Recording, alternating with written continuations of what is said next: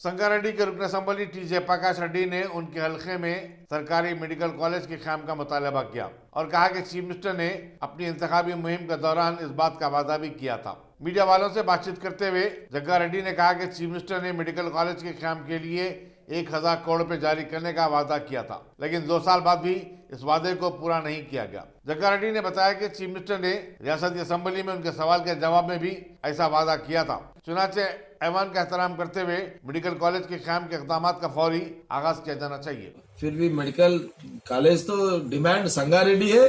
संगारेड्डी से हर एक जिला को भी मेडिकल कॉलेज देंगे बोल के केसीआर साहब 100 बार बोले बात, तो फिर 100 बार में फिर आज तक उसका अमल नहीं हो रहा। मेडिकल कॉलेज का संगारेड्डी का भी नहीं हो रहा, तेलंगाना किसी का जिला में भी नहीं हो रहा। इसलिए यही सवाल कल मैं सीएम साहब को पेशी को भिजाया। मैं कल साहब फिर एक बार याद कर रहा हूँ, मेरा दरखास्त है आप फौरन मेडिकल कॉलेज जो सैंक्शन के लिए फौरन एक जीओ इशू करो। उसके पहले 1000 करोड़ तो पहले रिजर्व करो, बोल तो 1000 करोड़ की मेडिकल कॉलेज के पहले उसका जो बिल्डिंग्स रहे ना उसके लिए क्या क्या वो इंतजाम करना पड़ता ना।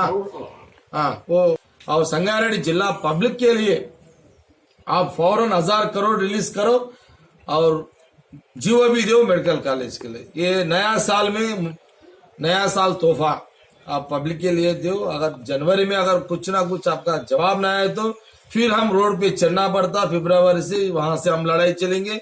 अगर दिए तो किसी की बात है, नहीं दिए तो आपकी जिम्मेदारी ठहरा करेंगे।